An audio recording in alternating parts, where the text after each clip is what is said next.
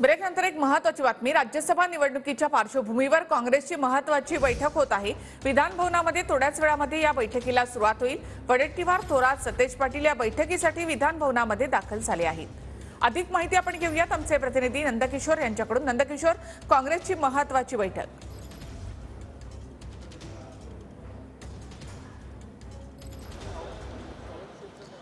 नक्कीच निखिला, जर पाहायला गेलं तर राज्यसभेच्या पार्श्वभूमीवरती काँग्रेसनं ही बैठकीचं नियोजन जे आहे ते केलेलं आपल्याला पाहायला मिळते। विधान भवनात आता काँग्रेसचे जे आमदार आहेत ते यायला सुरुवात झालेली आपल्याला पाहायला मिळते। बाळासाहेब थोरात, विधिमंडळ नेते बाळासाहेब थोरात यांच्या मार्गदर्शनाखाली ही संपूर्ण जी बैठक आहे ती बैठक केली जाणार आहे। आणि जर पाहायला गेलं तर यामध्ये जे आता आमदार आहेत ते महाराष्ट्रातून ठिकठिकाणाहून आलेले आपल्याला पाहायला मिळत आहेत। रवींद्र धंगेकर असतील, बाळासाहेब थोरात, सतेज पाटील, वजाहत मिर्झा, भाई जगताप किंवा विरोधी पक्षनेते विजय वडेट्टीवार आणि इतर जे आमदार आहेत ते सुद्धा यायला तयार येत असलेले आपल्याला पाहायला मिळतात। जर पाहायला गेलं तर अशोक चव्हाण यांनी सुद्धा 2 दिवसापूर्वी राजीनामा दिलेला होता आणि त्याच्यावरती सुद्धा विचार विनिमय आणि त्याच्यावरती सुद्धा चर्चा या संपूर्ण बैठकीत केली जाऊ शकते। मात्र एकंदरीत जर पाहायला गेलं तर आजच काँग्रेसकडून चंद्रकांत हंडोरे यांचं नाव राज्यसभेसाठी जाहीर केलेलं आपल्याला पाहायला मिळते। त्यामुळे येणाऱ्या जर काळात भाजपने जर चौथा उमेदवार दिला किंवा जर मतांची जुळवाजुळव करावी लागली तर ती कशी करता येईल